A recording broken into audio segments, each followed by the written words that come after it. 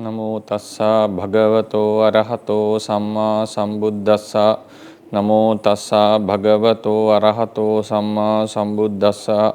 Namo tassa bhagavato arahato samma sambuddhassa. Good morning, everyone. And we are commencing our fundamentals program after a few months since we had our holidays and exams in IIT. And we have been discussing about the Uttujja Rūpas when we stopped our classes in the previous semester, and we talked about the generations or the lineages of Uttujja Rūpas. And now we move on to a new topic, which is called existence of Uttujja Rūpas in material bodies. As we discussed in the Rūpa chapter in the beginning, we classified few terminologies. We had to define what are Rūpas and what are the clusters of Rūpas, which we call Rūpa Kalapas. Then the bodies that are constituted with these Kalapas, they were called the Rūpa Sarira. They are the Rūpa Sariras. Then we have Rūpa Santati, a lineage of those Kalapas, because all these Rūpas, according to Theravada, exist in lineages. They are not static or remaining as a one unit, because all these Kalapas rise and fall and they will be replaced by new Kalapas, and this lineage continues to happen. They are called Rūpa Santati. And there's another thing called Rūpa Santana, where Rūpas of a certain particular body are acting interrelated to each other. So existence of Rūpas in material bodies. In the Theravada doctrine, Uttujja Rūpas have been explained in various ways. Following is a detailed description on it. So this is a quite detailed one. I've discussed. It will be very technical. Today's lectures, 2 lectures coming from today. I think I will not be able to finish it today.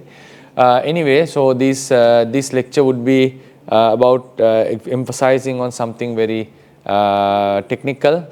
Or some of you might feel like it's not something worthy of giving attention, but we have to go to the nitty-gritties as well when we are thoroughly understanding or examining the Theravada doctrine.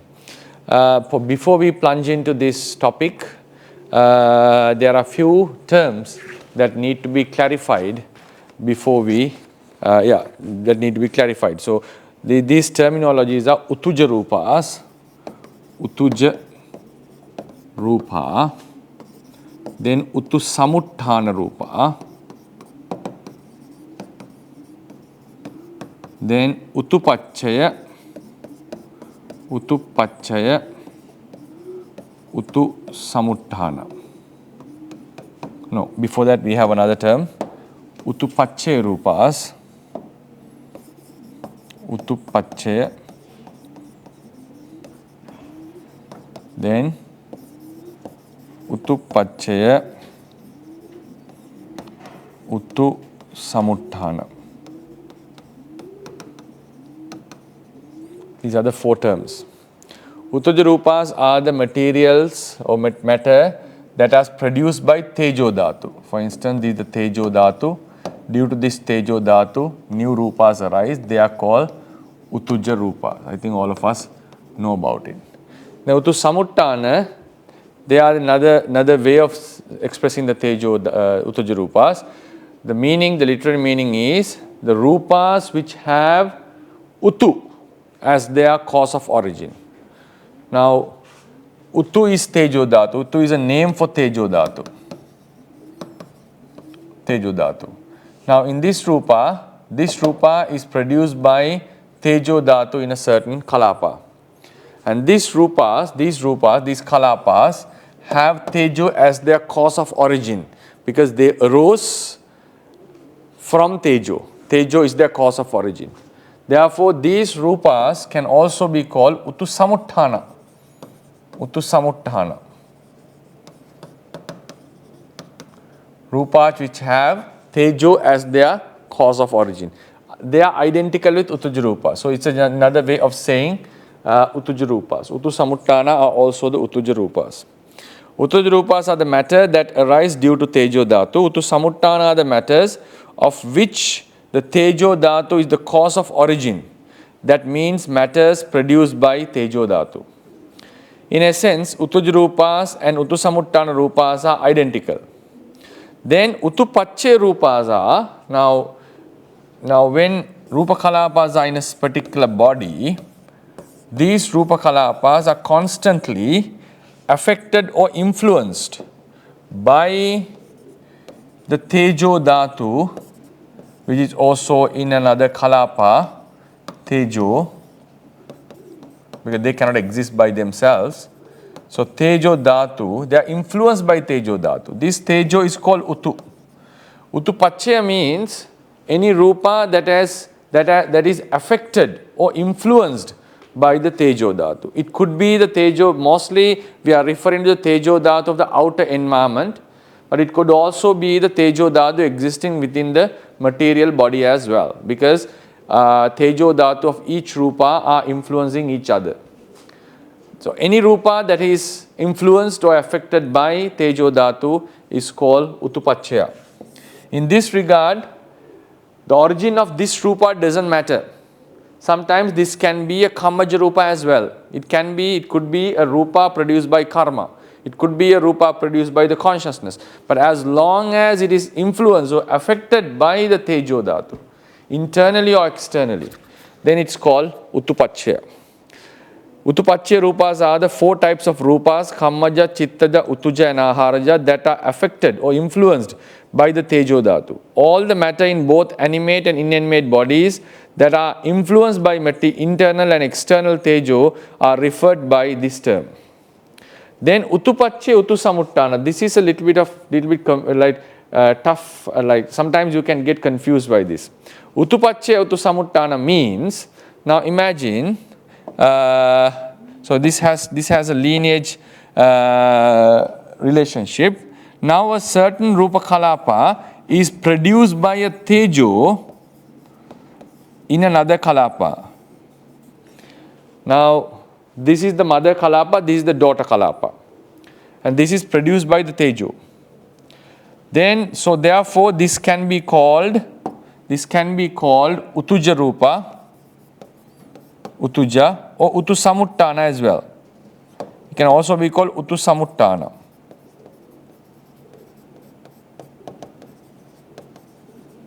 It can be called Utuja and Utusamuttana as well. And then this caster also contains Tejo. And this Tejo is also affected by, as in this case, is affected by Tejo in the outer environment or in the internal body, inside the body. So this Tejo or this Kalapa, as it is influenced by Tejo, it can also be called Utupacchaya under this definition, because any Rupa that is influenced by Tejo is called Utupacchaya. Therefore this Tejo or this Kalapa is also can also be called Utupacchaya. And in the first place, it is a Rupa that was produced by Tejo. We don't need to worry what type of a Tejo is this, whether this is Kammaja, Chittaja, Utuja, Aharaja, it doesn't matter. So it's produced by a Tejo, so hence it is called Utuja, Utusamuttana. And then this Tejo is influenced by the environmental Tejo. Then when another Rupa Kalapa arises out of this Tejo, another Kalapa arises, that Kalapa, the newly arisen Kalapa, must be called Utupacchaya Utusamuttana.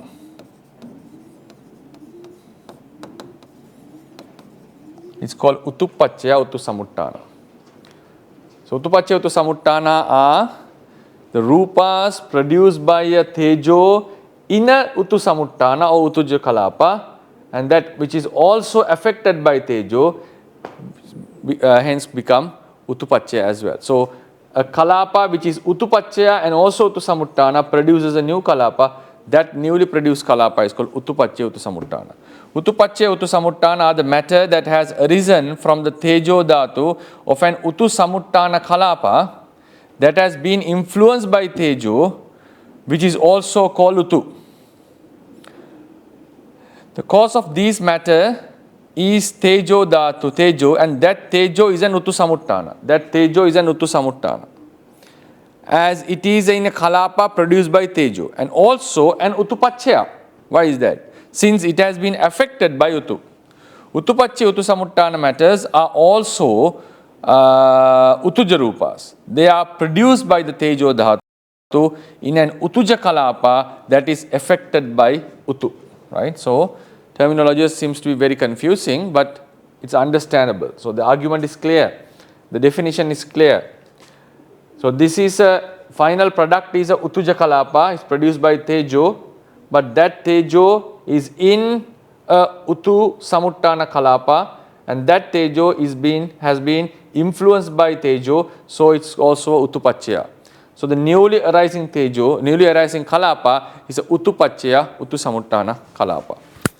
Then, now these 4 terminologies must be clearly remembered before we move into the actual topic. Utuja Rupas, Rupas produced by Utu or Tejo Dhatu. Utu Samuttana, Rupas which have Tejo as its cause of origin, that means Rupas produced by Tejo Utu. Utupachya are the Rupas that are influenced by the Tejo, which is also called Utu.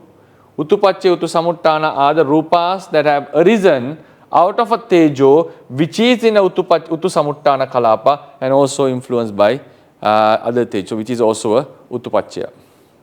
Now, with that we move on to the main topic. Utuja Rupas which constitute inanimate bodies. Now, inanimate bodies are constituted by Utuja Kalapas because non-living bodies do not contain Kammaja, Tichchada, Utuja Rupas. It only contains Utuja Kalapas. So, all are Utuja Kalapas. Utuja Kalapas. All are Utuja Kalapas.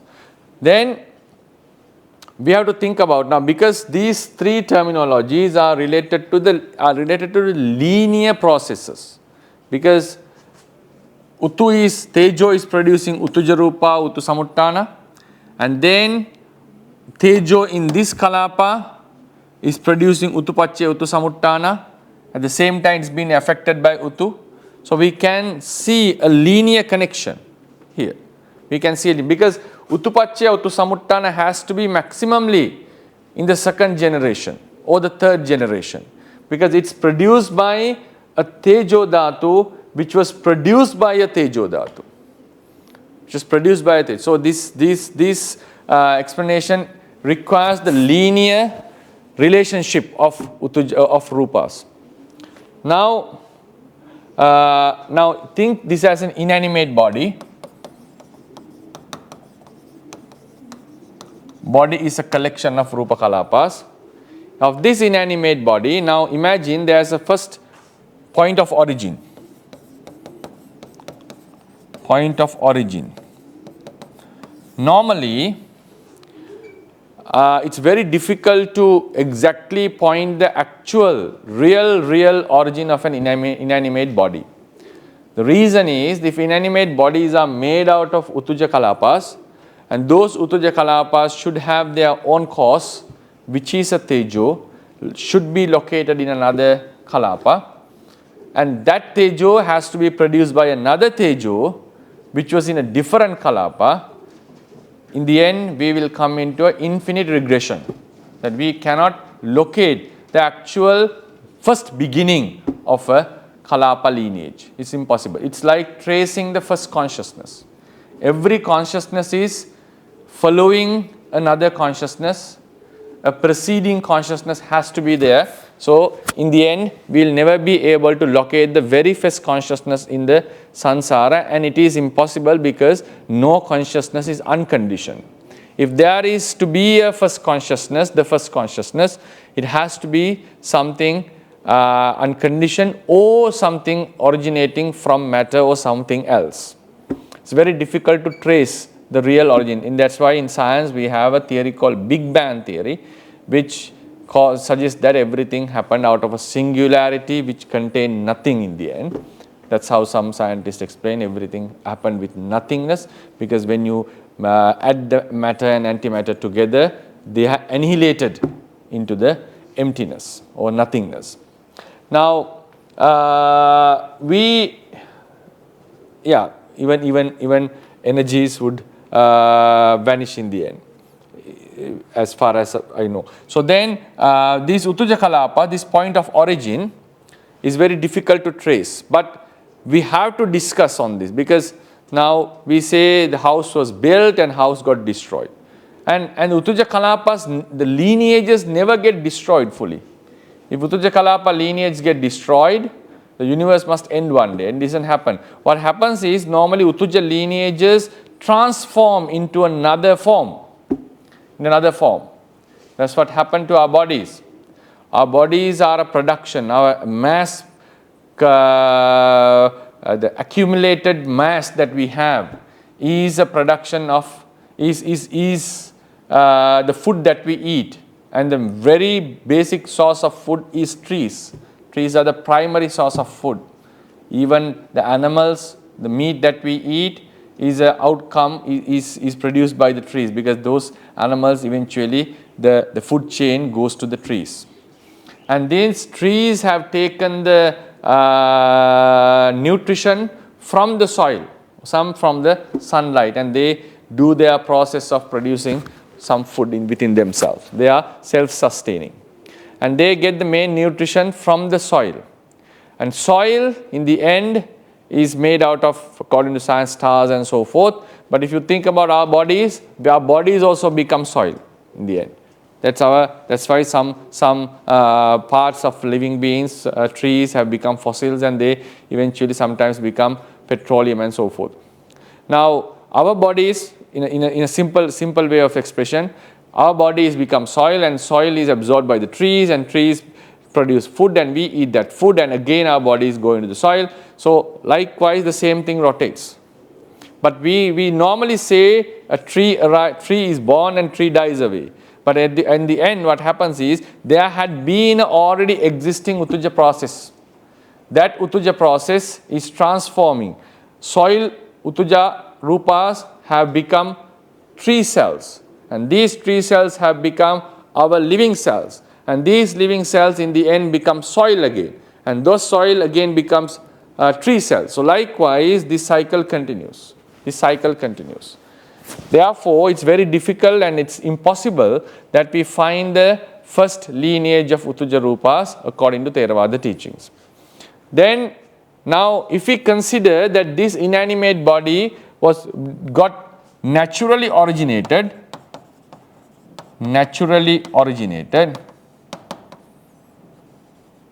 or it was man-made, either way, naturally originated or man-made, we have to take that as the point of origin. That point as that exact moment as the point of origin. Now imagine if this was created somehow miraculously or whatever, in a special way. Some Rūpas are the first Rūpas, for instance. These are the first generation. And this first generation also has to come from another Rūpa, Kalapas, which existed prior to that. Otherwise, they become unconditioned. Because these are 𝐸𝐸𝐺𝐽 Rūpas. All inanimate bodies are made out of 𝐸𝐸𝐺𝐽 Kalapas. And 𝐸𝐸𝐺𝐽 Kalapas have Tejo Dhatu as their origin, cause of origin. And that Tejo has to be located in another Kalapa. That Tejo has to be located in another Kalapa. And that Kalapa must be something else. That Rūpa Kalapa must be something else. So there has to be some kind of a lineage or body or whatever apart from these newly first Kalapas. And the Tejo here produces these Kalapas. So they are called 𝐸𝐸𝐺𝐽 Rūpas. Why are they called 𝐸𝐸𝐺𝐽? They are produced by Tejo. Otherwise, we cannot call them 𝐸𝐸𝐺𝐽 Rūpas. Then these 𝐸𝐸𝐺𝐽 Rūpas produce another Kalapas, the second generation.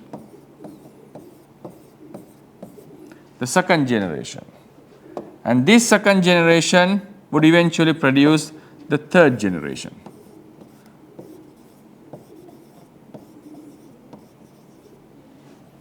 would eventually produce a third generation.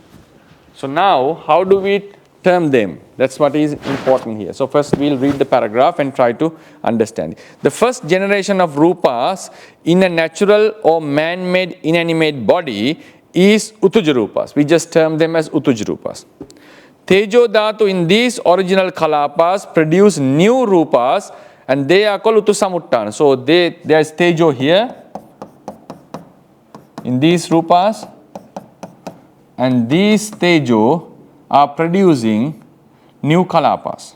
And we can call them Utusamuttana, because Utusamuttana means any Rupa which has Tejo as its origin, cause of origin. So we term them Utusamuttana. And we also studied Utuja Rupas and Utusamuttana are identical, because they all are Utuja Rupas. Therefore, we can call them the second generation as Utuja Rupas as well. Utuja.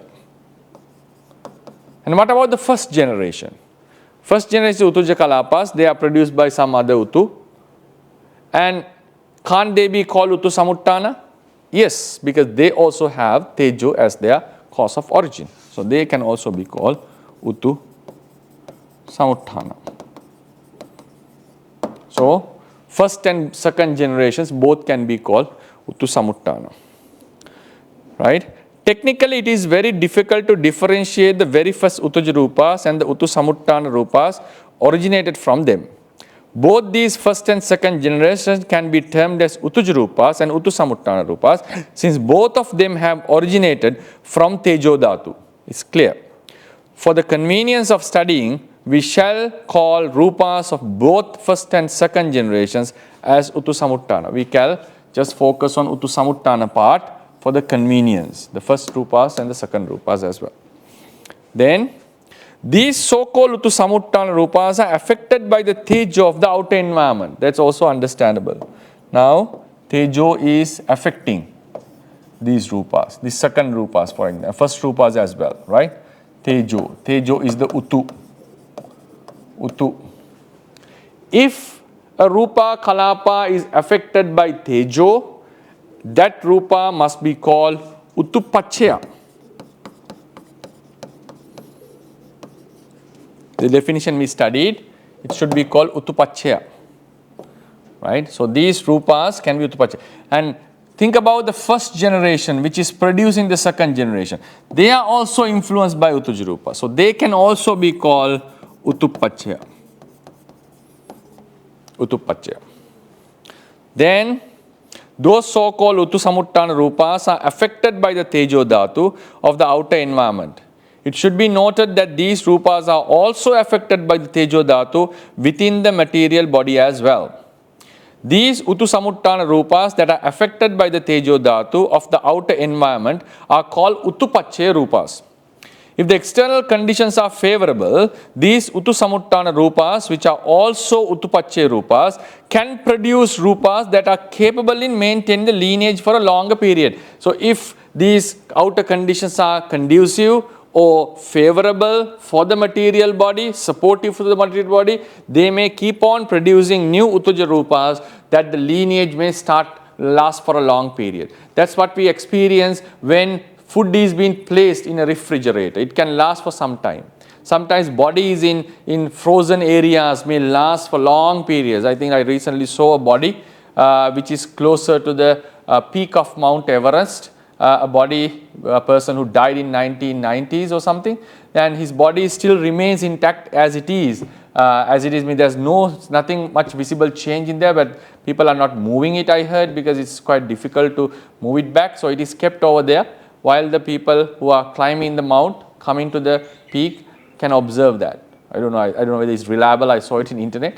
So then, so it shows that, and it's also understandable. These bodies kept under very high cold conditions would last for a longer time. But if it is in a normal, ordinary condition, normally bacteria would get, it would attack it, and finally it would get decomposed, and end up being soil or whatever material it becomes. So if it's also understandable if the conditions are favorable for the material body. Normally it happens under very cold conditions. These lineages, now these rupas will be producing very stronger ones that can last for a longer period. Right? That's how the Theravadians we normally explain that the rupas are maintained by the outer environmental conditions.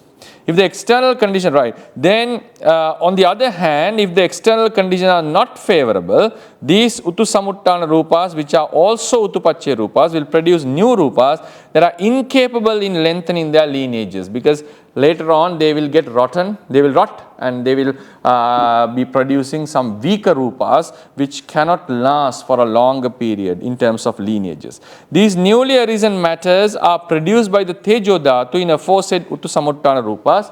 They are produced by Tejo Dhatu, obviously, and these are produced by Tejo Dhatu, the newly third ones. And these newly arisen matters are also produced by Tejo Dhatu in aforesaid Utu-Samuttana which are also Utu-Pacchaya rupas, because they are Utu-Samuttana and they are producing new rupas, and they are also Utu-Pacchaya as well, because they are affected by the outer environmental Tejo. Therefore, the rupas that arose as the third generation are called Utu-Pacchaya Utu-Samuttana. We have to go to the previous definition now. What is Utu-Pacchaya Utu-Samuttana? Utu-Pacchaya Utu-Samuttana are the rupa produced by a Tejo Dhatu which is in a Utu-Samuttana rupa and affected by Tejo, which becomes Utu-Pacchaya. So when the mother Kalapa is both Utu-Samuttana and Utu-Pacchaya, then this is called Utu-Pacchaya Utu-Samuttana. That is what is happening to the third generation. The third generation is produced by the second generation, which is a Utu-Samuttana, which is also Utu-Pacchaya, why it is being affected by the outer environmental. And therefore, these third generations can be called Utu-Pacchaya Utu-Samuttana. They can be called Utu-Pacchaya Utu-Samuttana. That's what is explained here. It is also important to note down that rupas of the all first three generations in an inanimate body can be coined as Utuja rupas and Utu-Samuttana rupas. At the same time, what about this third generation? No, not third generation, this one. Not the blue color one. Sorry, I beg your pardon. It's the yellow color one. Right, this Utu-Pacchaya Utu-Samuttana, right? So now what we are saying is, now all three generations, first, second and third, all three generations can be called Utuja rupas. Why? The first generation was produced by Utu, obviously, otherwise it would be unconditioned. The second generation is also produced by Tejo, which is the Utu, so it's a Utuja rupa. Third generation is also produced by Utu, Tejo Dhatu. So all of them can be coined or termed as Utuja rupas. If they can be called as Utuja rupas, they can also be called as Utu-Samuttana. Understandable. It is also important to note down that rupas of the all first three generations in an inanimate body can be coined as Utuja rupas and Utu-Samuttana rupas. The reason is all those rupas have arisen out of Tejo Dhatu. All these rupas are also affected by the internal and external Tejo. That's another point. Therefore, they can also be called Utu-Pacchaya. How about all the three? Now, outer environment is also conditioning or affecting the third generation rupas as well. First two was already called Utu-Pacchaya. I understood that. And even the third generation is also affected or influenced by the Tejo. So, even they can be called Utu-Pacchaya.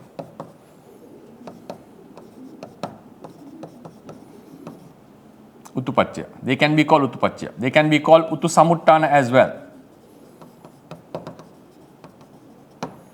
Right? Can be called Utu-Samuttana as well. Utu-Pacchaya is also possible. Moreover, as they all have arisen from the Tejo Dhatu of Utuja Kalapas that were affected by internal and external Tejo rupas of all three generations can be called rupas of all three generations can be called Utu-Pacchaya Utu-Samuttana rupas. So the next term is Utu-Pacchaya Utu-Samuttana. this is very clear Uttupacchaya Uttasamuttana. Can't these two be Uttupacchaya Uttasamuttana? Possible. Because now imagine this origin of this is this. This is a Tejo Dhatu in a Uttuja Kalapa, Uttasamuttana Kalapa. So this Uttasamuttana is also affected by Tejo Dhatu, so it's a Uttupacchaya as well. So its mother Kalapa is Uttasamuttana Uttupacchaya. So this can be called Uttupacchaya Uttasamuttana. How about the first generation? First generation's mother Kalapas were Uttuja Kalapas out of the body, for example, or out of the body or whatever, it doesn't belong to the body. Now, these Tejo Dhatu are also affected by Uttu. So they become Uttupacchaya. And these Tejo Dhatu are also a production of another Tejo Dhatu in another Kalapa, because they also had an origin. So they are also Uttasamuttana. They are also Uttuja Rupas. So they are Uttasamuttana and at the same time they are Uttupacchaya. So if these are Uttasamuttana and Uttupacchaya, their production, the first of this body, first Rupas of this body becomes Uttupacchaya Uttasamuttana. Therefore, I think it's understandable. It's maybe a little bit confusing because of the terminologies. But what we are saying is, if you understand that core idea, that would be fine. These Rupas, all these Rupas can be called Uttuja Rupas because they are produced by Uttu. All of them can be called Uttasamuttana since they are Uttuja Rupas. All of them can be called Uttupacchaya because they are influenced by the Uttu. And then all of them can be called Uttupacchaya Uttasamuttana because they have originated from a Tejo Dhatu within a Uttasamuttana influenced by Tejo, which is so becomes Uttupacchaya. So that's what is meant here. A question which arises here is, how could the first generation of Rupas in an inanimate body be called Uttupacchaya Uttasamuttana? When an inanimate body gets formed or is created, its first generation of Uttuja Rupa, of Rupas, originate from the Tejo Dhatu of Uttuja Kalapas, which are present by then. Right? Because now first generation arises from Kalapas which already existed. Those Kalapas were also affected by the Tejo Dhatu of the other Kalapas as well. Therefore, the Rupas of the first generation can correctly be called Uttupacchaya Uttasamuttana. Now, we'll go for a very good simile here. Understandable. It's very, very subtle point. Sometimes you may feel is not very necessary, but when you are studying a doctrine, we have to go into depths. That's the normal way of studies. So, because this is an advanced course. Now, think about creating a cake. Making a cake. Cake, yeah. Most of us like cakes, right? So, cake has, now cake is produced by some ingredients. Flour, then sugar, butter, yeah, whatever it is. I'm not a very good, I'm not very good in making food. So these ingredients were mixed and put into one mixture and baked for under a certain particular heat in an oven, whatever process going on, and eventually we get a cake, production of cake. Now these Rupas of the flour, sugar, butter, right, all contain Kalapas. Right? Normally I want to say that in Sri Lankan pronunciation they call it flour. It's a corrupted pronunciation actually. The actual word is flower. F-L-O-U-R has to be pronounced as flower, as we call flower the things that blossom in trees. But in some Asian countries, in Malaysia, in Sri Lanka, we have a corrupted form which we call flour, which is not accepted neither in US English or British English. The word they use in dictionaries, it's pronounced as flour. So this flour, sugar and butter contain Kalapas, Uttuja Kalapas, and cake Kalapas. Okay, cake Kalapas are obviously produced by them because even though they are mixed together, it's a continuation of the same lineage. But what happens is, according to Theravada, unlike in science, this Kalapa has its lifespan, 17 mind moments. So when it passes away, before it passes away, it produces another kalapa. It also has a lifespan, 17 mind moments. And this produces another kalapa. So likewise, when flour, sugar and butter becomes cake, flour, sugar and butter becomes cake, what happens is these Rupa Kalapas eventually vanish and new Rupa Kalapas of a different configuration or a different form or with a different appearance appears, and we call it the cake. It's a very subtle and a fast, very swift transformation happening. Or someone say it's a gradual transformation. It's very difficult to say when the cake is actually produced. That's the philosophical question that people, the very famous philosophical question, because papers are made out of trees, and during the process, at which stage are we going to say the tree is no more and it's a different material? Because is it just after it is cut from the ground, or after its branches are removed, or after it has been chopped into pieces? When did the tree lost its treeness? It's a very philosophical question, very difficult to answer. It's very difficult to answer. There's another very interesting question like that. Now, about the identity. I'll touch upon that before we go into this topic, since it's very important, since it's really attractive to the thought. There is a very nice hypothetical scenario. I think it was suggested by a very ancient Western philosopher, maybe in Greece or maybe afterwards. I'm not sure about the owner of that thought pattern, the thought experiment. Now, in Greece, now this is the thought experiment. In Greece, people gather and they want to go for an expedition, and they built a ship with wood, as in those days, and they travel in the entire world, a very long journey, and they come back. On their arrival, during their journey, what has happened is they had a crew, they had the ship.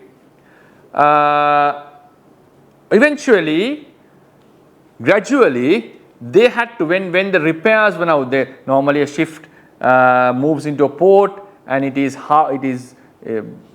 taken out from the sea, it's parked, I don't know how to call it. So anyway, normally ships are like parked or kept in a harbor, and then they go under repairs. When they see some damages, they remove one piece of wood and apply a new piece of wood collected from that area, the new island or the new country. In this way, eventually, imagine while the ship is traveling for a long period, all the original material has been replaced by new material. At a certain stage, the ship contains all the new material, because you can eventually when you remove it part by part, you don't see that. It's not just dismantling the entire ship and rebuilding it. While the ship was there, you take out a part and you replace with a new part. In the same way, you can do it to the entire ship. Now at a certain stage, the whole ship every part of the ship is replaced by new parts, and there is no original part existing. Every part is replaced. Then crew. What about the crew members? Crew members, when they arrive at certain countries, sometimes they go into they start living there, they get married in those areas, and then new crew members are recruited. At a certain time, none of the original crew members are there. Now, the ship returns back to the Greek island. Now, the question is, was it the same ship which returned, or was it a completely new ship? That's the philosophical question. It's very difficult to answer. Is it the same ship, or is it a new ship? Now, if this ship had gone a certain journey and come back, if we are going to award a reward to this ship, we are going to give a award or a reward. What reward? You don't need a reward, but award maybe. You are going to label it as the greatest ship which traveled 10,000 miles or whatever. Does that ship deserve that award?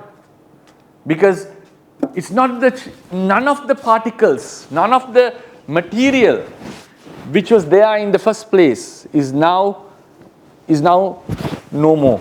All are newly added particles. Is it the same ship? Does that ship deserve an award for traveling the longest journey in the world, in the history?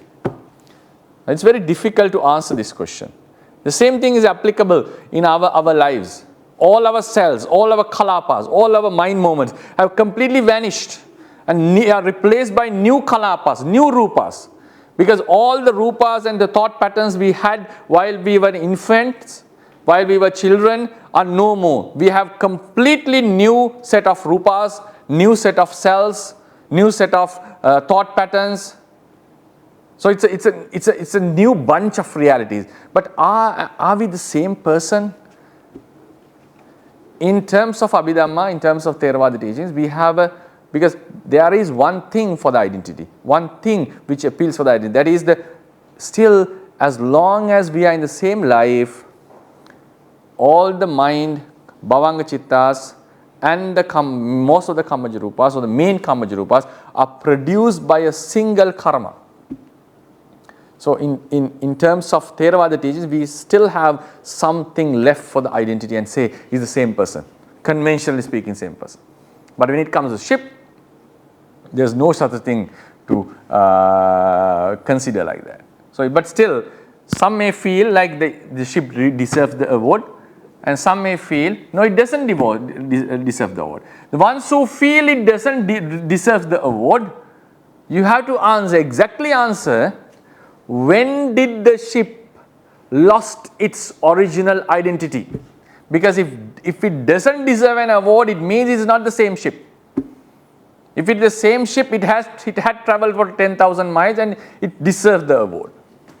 But if someone says it doesn't deserve the award, that means the ship has lost its identity. When did it lose the identity? Is it when the first piece of wood was replaced? Obviously not. Most of us would say no. Some would still say yes. Okay.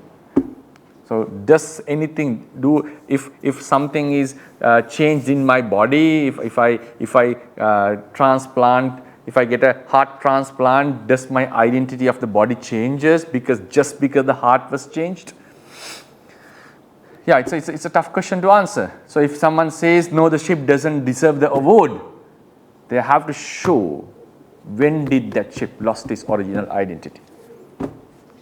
Then some would say when half of the material is replaced, more than the half of the material. These are just assumptions and their own standards. They are not tangible answers that can be accepted as yes it is, and one can get enlightened by such explanations. These are just assumptions and your preferences. It's a very tough question. So in the same way, what I want to say is, now flour, sugar, butter becoming a cake, when did the actual cake happen? When did it originated? It's a very tough question to answer. It's a very tough question to answer. Anyway, now forget about that philosophical question. Now we assume that this is the stage where the cake began, and this is the first Rūpa Kalapas. This is the first lineage of the cake Kalapas. These first Kalapas have originated from the raw Kalapa, raw like the ingredient Kalapas. They have arisen. And then these Kalapas produce the second generation.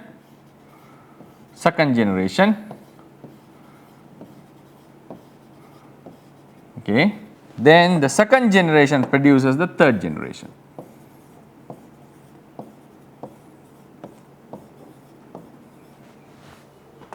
Now we are going to apply those terminologies into this diagram, into this, we can call it diagram. Now, first of all, can we call them Uttūja Rūpa the first generation? Can we call them Uttūja Rūpas? Yes, because they are produced by Tejo Dhatu in the ingredient Kalapas. So they can be called Uttūja. If something can be called Uttūja, it can be called Uttu Samuttana as well. Yes, clear. Can these second generations be Utuja Rupas? Yes, obviously, because all are produced by Tejo Dhatu in the mother Kalapa. So they can be called Utuja, Utu Samuttana, Utuja. I will write the short form, Utu Samuttana. Okay. Can they be called Utupachya? Yes, because now in the cake, process of cake making, obviously there is heat in the oven. Heat is Tejo. So all these three types of Rupas are influenced by Tejo. Hence they can be called Utupachya.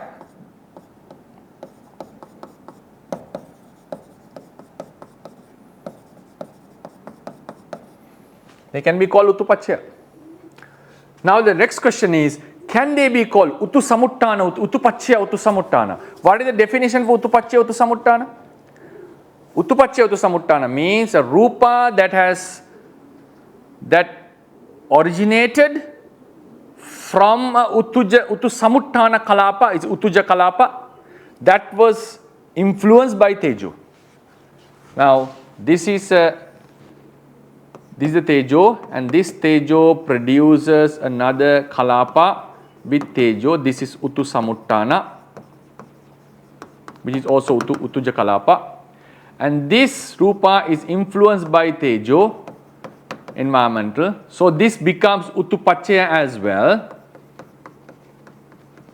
So when these two conditions, produced by another Tejo and influenced by the Tejo, the Rupa which is produced by this Kalapa, this Tejo, is called Utupachya, Utu Samuttana.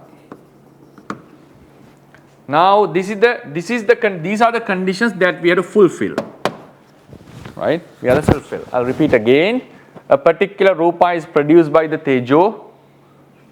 So that Rupa becomes Utu Samuttana, Utuja Rupas, and that's been influenced by Tejo of the outer environment, and this becomes Utupachya. So this Kalapa has two names, Utupachya and Utu Samuttana. If that Tejo produces a new Kalapa, that Kalapa should be called Utupachya, Utu Samuttana.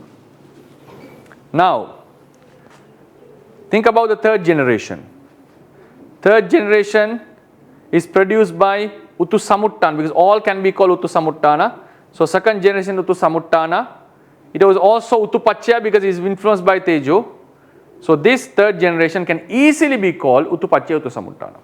How about the second generation? Yes, they are also produced by Utu Samuttana Rupas, the first generation.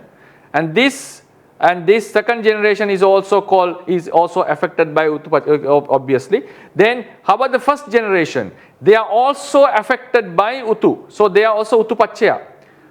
They are Utu Samuttana because produced by another Kalapa. And then they are also Utupachya. They are produced by another Tejo, and they are Utu Samuttana, influenced by Utupachya. So the second generation can also be called Utupachya, Utu Samuttana, because they have originated from Tejo Dhatu, which is also Utupachya and Utu Samuttana. How about the first Tejo? First Tejo is produced by another Tejo. And what is the origin of these Tejo? These Kalapas, they are produced by other Kalapas while they are existing. They are produced by the Tejo of those Kalapas, because they are also Utuja Kalapas. And those Utuja Kalapas can be called Utu Samuttana as well. And aren't they influenced by the heat of the oven? Obviously, that's why the transformation happens. Since they are influenced by the heat, they can also be called Utupachya. Now, the first generation is a production of Tejo in a Utu Samuttana Kalapa, which is also Utupachya. So therefore, Utupachya, Utu Samuttana, Utupachya, Utu Samuttana can be used to all the three generations. That's the point here. As an example, let us consider the process of baking a cake. Ingredients such as flour, butter, eggs, cocoa powder and water are mixed and then heated into an oven at the required temperature resulting in the production of a cake. When the matters in these ingredients are exposed to external heat, threefold changes, that is to say Kalapabhantara Rupana, Santati Rupana and Antara Kalapiya Rupana occurs. I have discussed them in detail in long time ago actually. As a result, the Uttuja Rupas that arise in these bodies are different from the original Rupas, and the interrelation between newly arising Kalapas become different from the original interrelations among the Kalapas of the raw ingredients. That means the nature of the internal clusteral 4 great elements also change. That is the process, the technical process what we are saying. They transform into the cake. So a lot of changes happen. They are the Rupana going on, and their interrelationship between the Kalapas have changed. So the 4 great elements found in the new cake are different from that of the raw material. That's irrelevant to this discussion, but I had to explain that to show the actual process. Now this is the point.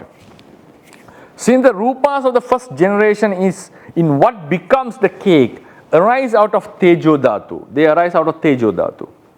They are appropriately classified under the categories of Uttuja Rupas and Uttusamuttana. Furthermore, since those Rupas are directly affected by an external source of heat, they can also rightly be referred to as Uttupacchaya. Moreover, as these first generation Rupas arise from the Tejo Dhatu of the Uttuja Kalapas, Tejo Dhatu Uttuja Kalapas, that are being heated to a specific temperature. These are also heated to a specific temperature. They can also be called Uttupacchaya, Uttusamuttana. They are Uttuja Kalapas, Uttusamuttana, and they are heated. So this production, the first generation, is also called Uttupacchaya, Uttusamuttana. In the same way, Rupas of the second and third generations can also be correctly termed as Uttupacchaya, Uttusamuttana Rupas. So this was very technical, I know. Some might feel like it's really not that much important, but that would give some insights, and these things will make your vision about the doctrine very clear, and you will have a solid founding on the fundamentals. That's the purpose of teaching such stuff. And also when it comes to the animate bodies, next week we are going to talk about that, how the Rupas of our body originates and also how they are developed to this level, and that would also give insights to the doctrine of non-selfness as well. So that was the purpose. I hope you enjoyed it. It was a bit of a tough lesson, due to not because the idea is deeper, because of technical terms that were involved. Maybe could be some alien to some of you. So anyway, I hope you enjoyed the lecture, and I conclude it. The next week we are going to talk about Uttuja Rupas in animate bodies, which will be an interesting topic, how our bodies are created, and that will give more insight into our lives.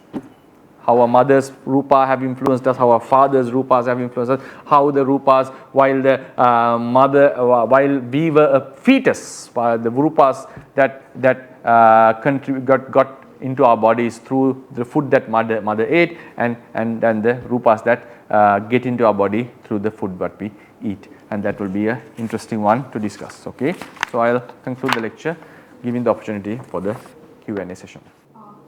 Hello, good morning, Bante. Okay, Thera, good morning. It's Fanny from Indonesia. Okay, Fanny, yes. So, yeah, I would like to ask a question, Bante, about what Bante has just explained.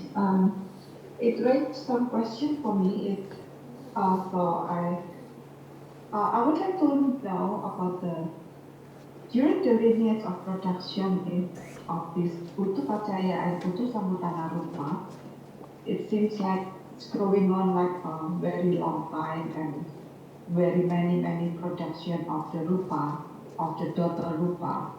So I was thinking, would there any more to affect the production itself? So I was thinking about the ahara, because would it be to prolong or to maintain this production of the Rupa?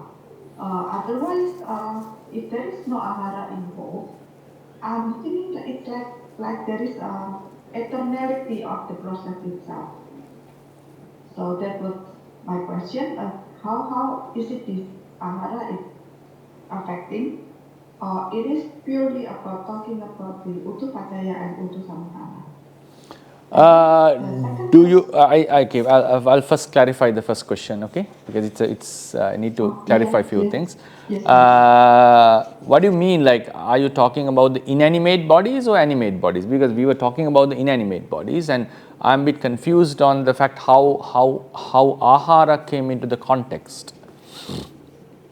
Yeah, that would be it. Also, in my second question too, because I was confused because Dante was talking about inanimate body, right? But actually, that we have our body itself. It's like also in a tree, also in a pet, also in any living being, which I consider that the first origin is the 𝐸𝐞𝐽𝐸𝐴 itself is coming from the 𝐤𝐸𝐴 of 𝐶𝐻𝐻 or 𝐽𝐸𝐵. And then also that there is the ahara influence here, and then the 𝐸𝐴 itself. But then if we see like a mountain or stone, it seems like it was there like ever since, without any distinction of it. So that is what I keep asking. How is this ahara? Would there be any ahara in them? Because of course that we eat, and so that those ahara which will also affect it. But then with any other things, how would it happen? Because otherwise it would be like the process itself that is having the eternality. Thank you for your question. Yes, regarding the animate stuff, I'll be discussing next week, which will be an interesting topic, because when you study Abhidhamma, I think Abhidhamma Sangha, and what has been explained in the Visuddhimagga, we ignore a very important core element in our body. That is the ko-utuja rupas. Ko-utuja rupas are not produced by the tejo of chittaja kalapas or kammaja kalapas or aharaja kalapas. Because according to Visuddhimagga, those rupas produced by tejo, utuja rupas produced by chittaja, utuja and aharaja kalapas do not last long. Their generations would end very soon. But we know our core body, even after death, when kammaja, chittaja, utuja kalapas are, kammaja, chittaja, aharaja kalapas are no more, would still last for a longer period. Because generations would be maximum 12 generations. That is the tejo dhatu of kammaja kalapas producing utuja rupas. It cannot go beyond 12. Therefore, we have to have a very core essence of rupas that are existing, as you said correctly, of which the process is eternal.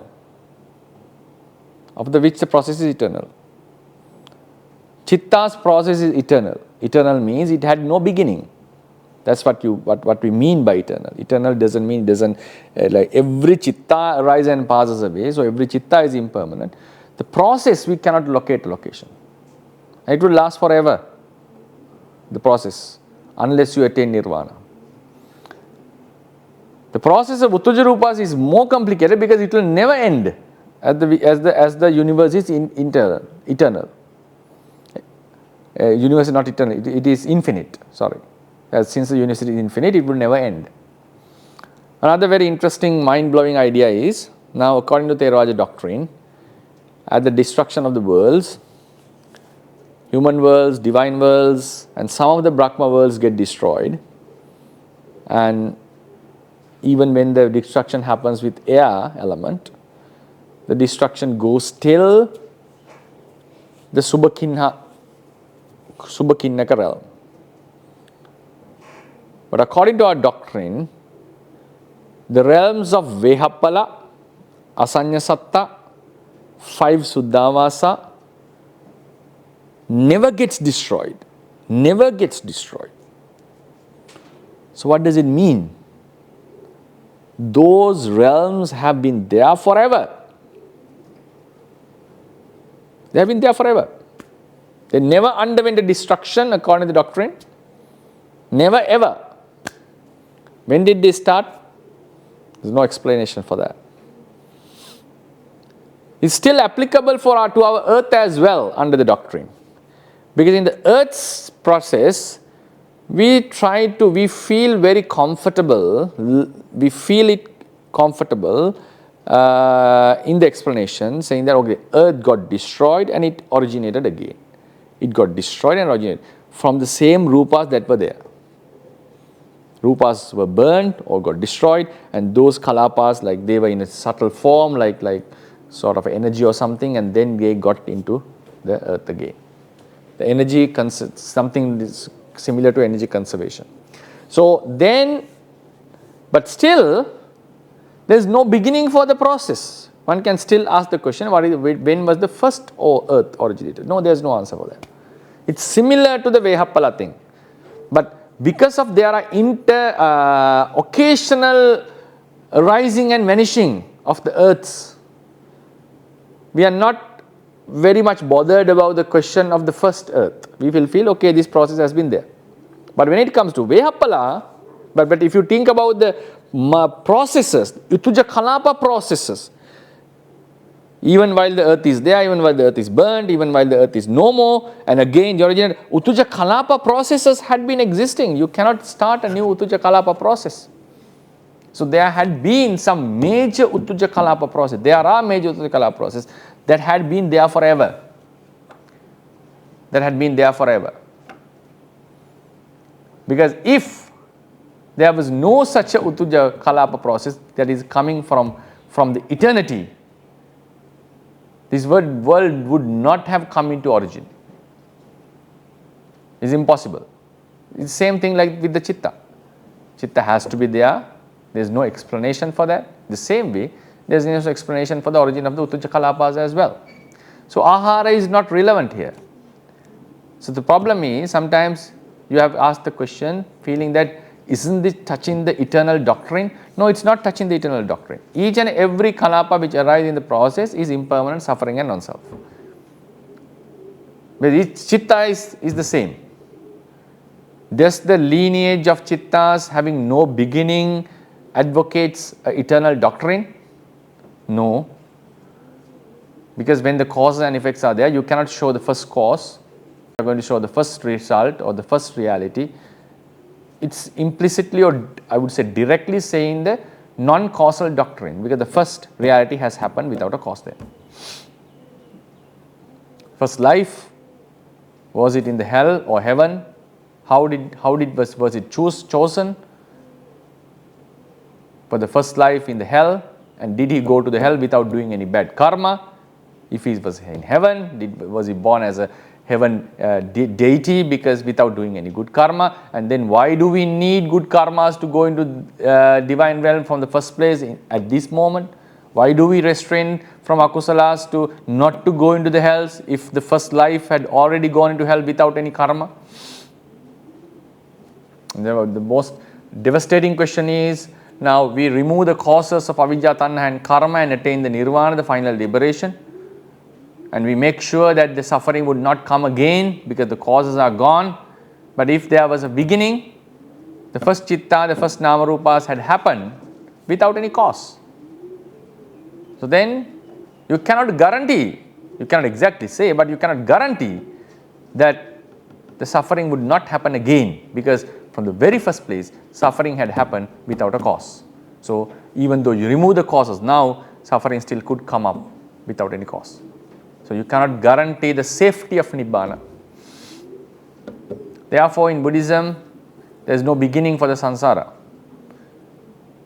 There is no beginning for the samsara, means there is no beginning for the world system. There is no beginning for this universe. It means there is no beginning for the 𝐸𝐶𝐾𝐿APA processes. They have been there. What is happening is a transformation of these processes. So ahara is not necessary in this process. Ahara would be influential in the body of animate beings, yes, that we shall discuss next week. Then when we come to the 𝐴හාරජ කලාප, āhāraj rūpas as well, in that process we'll explain what is the contribution given by the āhāra, and karma also plays a huge is a contributor. Then yes, we shall talk on that. So as for your question, yes, the lineage of 𝐴hāරජ kalapas do not have a beginning. They have been there forever.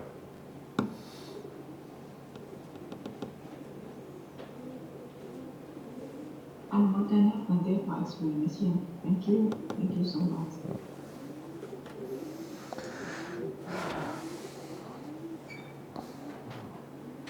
May I ask my question? Yes.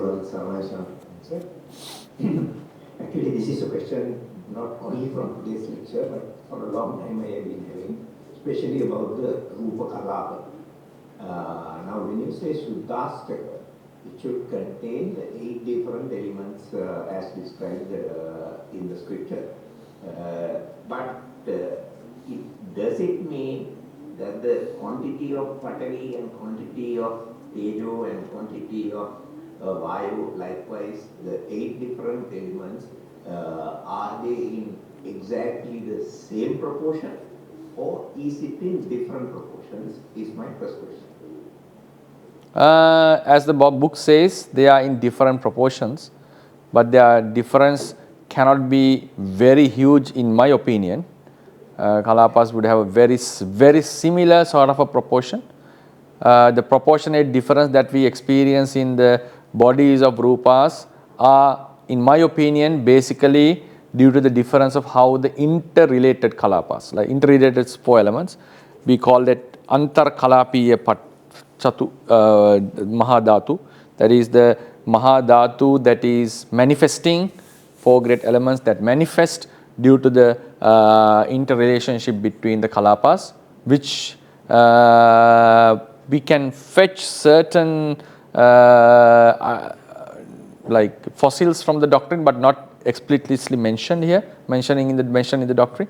So in my opinion, the huge difference that we see in water and solids are specifically due to the relationship between the Kalapas rather than the Kalapa themselves. Kalapas, as explained in the doctrine, have different proportions in their 4 great elements, and in my opinion, they should be it should be in a very limited range, not in a very huge range. That leads to my second question.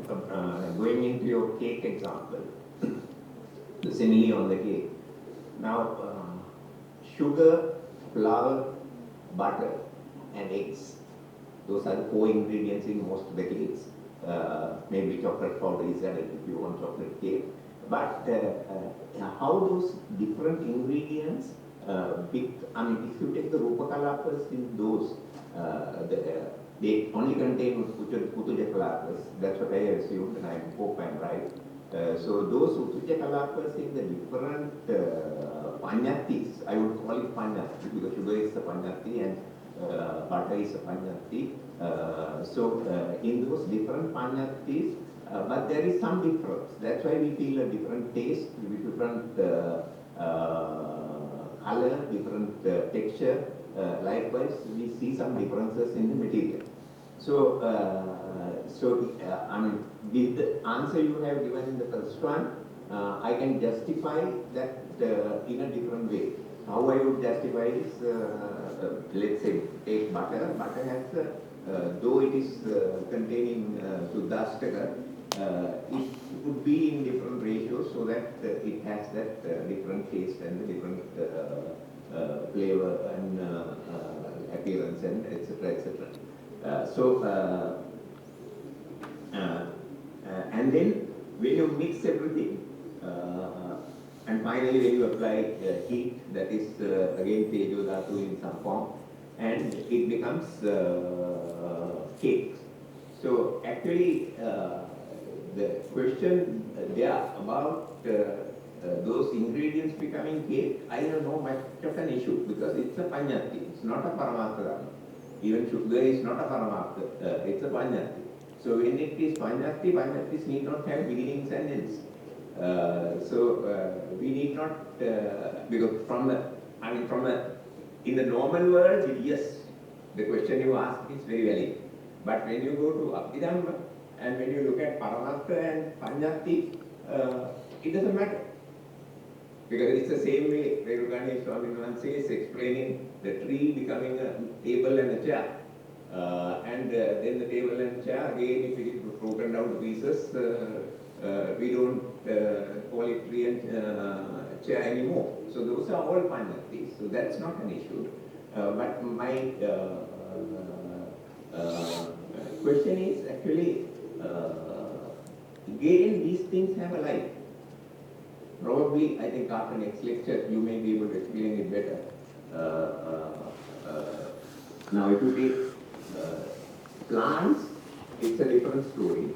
And if you take stones and various other rocks and some of the other materials, it's another story. Because the behavior of those materials are also different. There, I felt, I may be wrong, that other niyamas like the bija niyama comes into effect. Because especially for plants, the bija niyama is extremely important. That probably gives the variety from one type to another. But about rocks or any other solid materials which are present in nature, even that bija niyama doesn't apply there. So I don't know how to figure it out. So these are some of the thoughts which went in my head while listening to you today. So if you could explain some and give me some comments, I would be very grateful. The origin does matters because if origin doesn't matters, you cannot talk about the birth of a human, right? You can say human is a Panyati, then there's no birth. Actually, it is not so. I didn't want to take it today because you said you are going to... No. What I said is, now if cake is a Panyati and butter is a Panyati, it doesn't have a beginning. So human is also a Panyati. The human doesn't have a beginning then. But we talk about the Patisandhi, we talk about the birth, right? Yes and no, but we have a complication comes because of the that mental lineage. No, even is there Asanya Satta, for example. Whatever.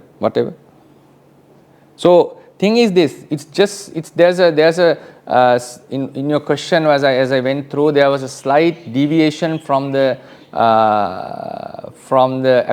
actual reality, because we were not talking about the Panyati. Panyati is just a name that is given to the realities. There's no Panyati without reality. There's no reality, there's no Panyati. Cake itself is a Panyati used for some ultimate realities which had their own configuration. The realities in the cake and the realities in the sugar are different. They are proportionately different. They are interrelatedly different. They have different flavors. They have different taste, which is a Paramatta. They have a different smell, which is a Paramatta. They have a different taste, which is a Paramatta. So therefore, even though they are Panyatis in the sense that there is nothing to represent cake or butter or flour, there are realities, and that diversity of the realities do exist. Therefore, when those ingredient realities are mixed and heated into another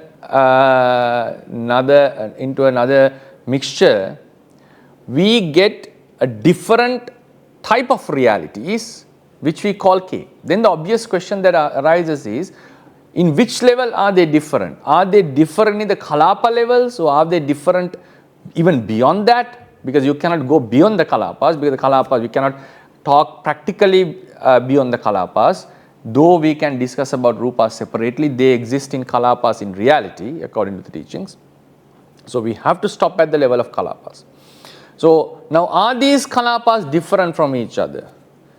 Are the Kalapas, when the sugar is transformed into cake, did the Kalapas change into this?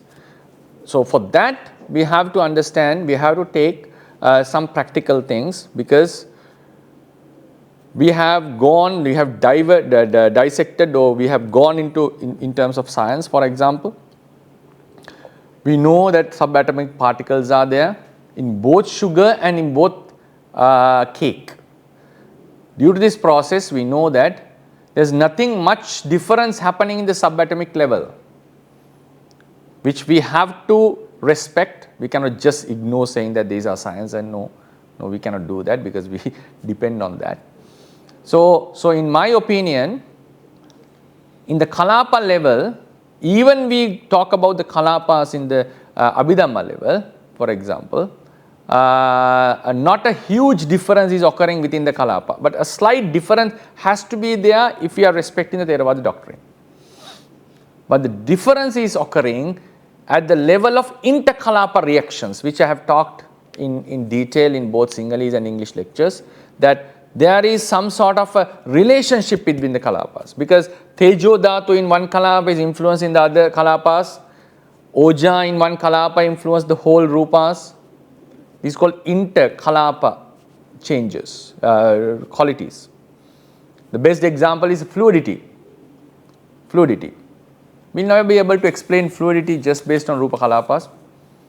Think about a Rupa Kalapa which has more apo. What does it mean? Is it moving in and out? Is it fragile? Is it flowing down? Doesn't it have a shape? Is it still going like a water bubble?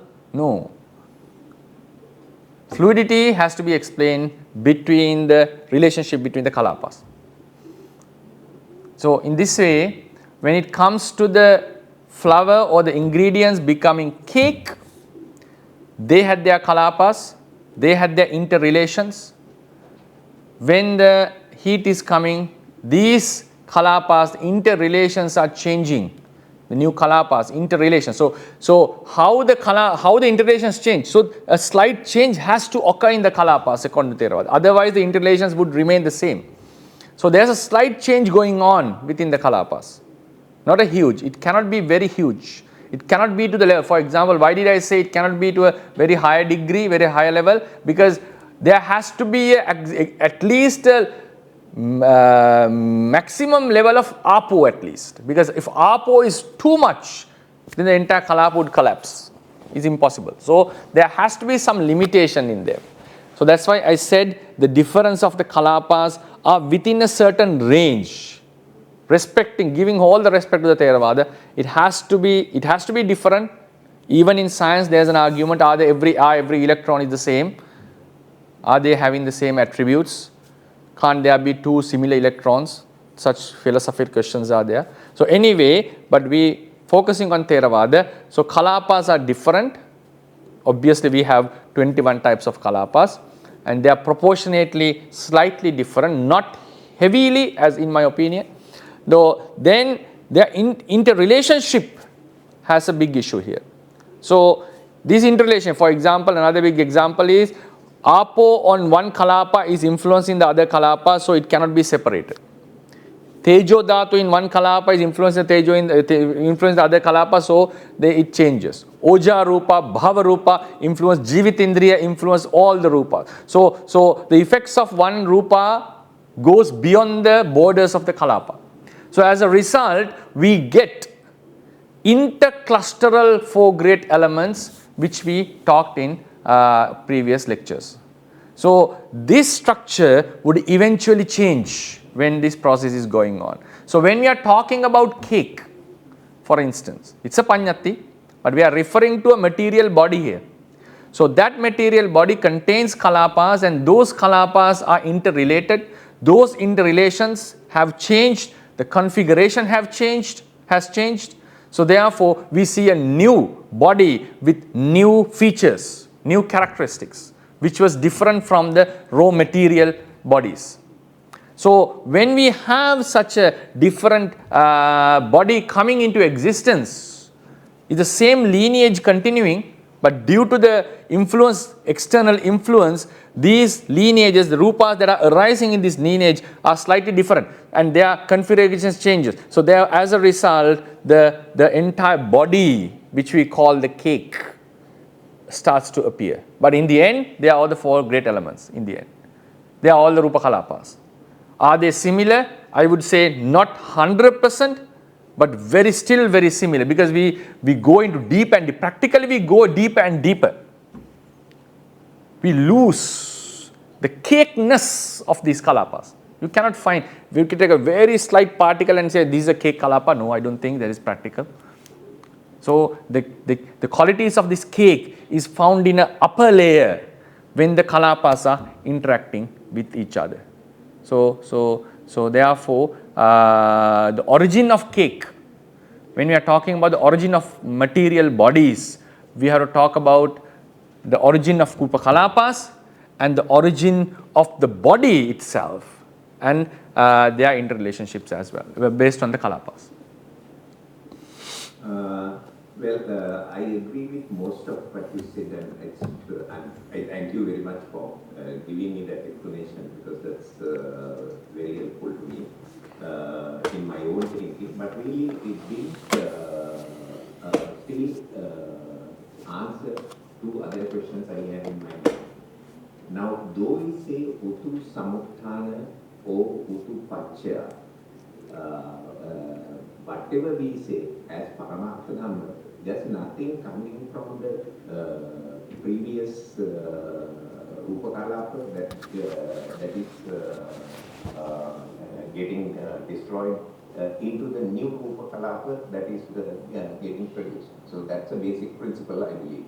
And that's one of the Siddhantas of Paramartha Dhammas. So therefore, though you say there is interaction between different Rūpa Kalapa, unless they are Sahajata Rūpa Kalapas, that really cannot exist. Because so how can you explain the Patthana Ahara Paccaya? Aharo, Kabalikaro, Aharo, Imassa Kayasa, Ahara Paccayena Paccayo. Every Oja in every Kalapa is influencing all the Rupas in the entire body. It could be synchronizing with the Not Rūpa Kalapas. It's like all the effect of Oja is felt outside the Rūpa Kalapa.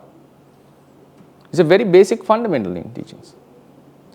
Jivitendriya is influencing, Kammaja Rupas are influencing. How can we say otherwise? You need the support of Kammaja Rupas for the food to produce Aharja Rupas. Kammaja Rupas are different Kalapa. Tejo Dhatu, Utuja Rupa is a different Kalapa. This Utuja of the food that we ate produces new Aharja Rupas. So Kammaja Kalapa is influencing it. No, that's why no problems, sir. Because actually, Kammaja Rupa will continue in a lineage. No. What I am saying is the effects of the Kalapa Rupas are beyond the Kalapas. That's a very basic fundamental. That's no problem. That I am not questioning. I am not talking about that. What I am saying is, since the Rūpa Kalapas are only of 17 mind moment duration, you cannot continue to have the influence beyond that. So it will only be the 17 mind movements. So within the 17 mind movements, with other Sahajata Kalapas, if you take the example of the cake, sugar, there may be having Kalapas like that. Flour, there may be having Kalapas like that, with similar beginnings. Sahajata Paccaya. No, it's not only Sahajata, it's not only Sahajata. Lineage continuation is there. Jivitendriya is supporting the next Rūpa. Jivitendriya is supporting the next Rūpa. Tejo Dasu is supporting the next Rūpa. Yeah, at least they should be same age. No, it's not necessary. It's not necessary. When the Rūpa is arising out of that, for example, when Tejo is, because of Tejo, a new Rūpa is arising, this is fully influenced by this Tejo. And that influence remains after this Rūpa passes away, because it's already originated. It has already originated. So it's influenced by that. That doesn't mean that when the Tejo is producing a new Rūpa, it's all the qualities are affecting the new Rūpa. And then this would pass away, and this would remain, and this would produce another one. So likewise, the influence is continuing.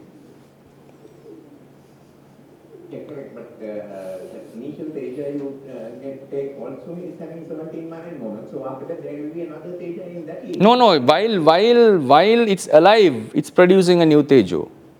And that Tejo is fully influenced by that original Tejo. So influence is found in that new Tejo. So when we change this mother Tejo with some conditions, this would not be able to produce a similar kalapa. That's the influence that we are talking about. So when it is influenced by some other external factor, this tejo, if the external factor was not there, this tejo would produce a similar kalapa. This would produce a similar kalapa. But when the external factors are there, this would not be able to produce a similar kalapa, it would change a different kalapa. And then it continues. Yeah, that is where I was trying to bring in bija niyama in the case of... No, it's not need to be the external world, we can see this now. When you heat, flour becomes cake. That's the process. When we heat, the candle becomes liquid. Ice becomes water. Yeah. Again, sorry to bring in science here because whether it is liquid or solid, chemically there's no change in the two materials. So that's why I said, when you go deeper, in my personal opinion, in the Theravada perspective, Theravadians would say the kalapas are different. But in my opinion, the kalapas, giving due respect to Theravada, for example, kalapas should have some slight difference, but not in a huge range, because scientifically you can see it's not very different. Obviously, electrons are not changed, haven't changed, though it becomes water or solid or ice or whatever it is. So you cannot explain a huge difference in kalapas, but giving the due respect to Theravada, we have to say, okay, there's at least a slight difference. But the difference occurs in the configuration level, how they are interacting with each other. The same kalapas, while they are interacting with each other. Yes, at that time, there is a difference. So that's what we see the difference. So when we are talking about the origin of a material body, we have to talk about the entire body. So it has a different configuration. So it's a solid body, it's a liquid body. So it's a flour was there, and now it's cake. It has a different configuration. It's a different body. I think we are talking about the same thing in slightly different angle. But what I'm talking about is the composition of the Rūpa Kalapa. That was my first question. Whether the composition of the Rūpa Kalapa can change, and you say it can happen within a narrow limit. Talking about one kalapa. I was talking about one kalapa, and I was talking about the whole body. There are two things. I have explained this in lectures. I understand that. So I'm first taking one kalapa in one material can be slightly different from one kalapa in another material. According to Theravada. So that is perfect. So if, that is something which I did not know, and that is something which I wanted to verify. So thank you very much for giving me that knowledge.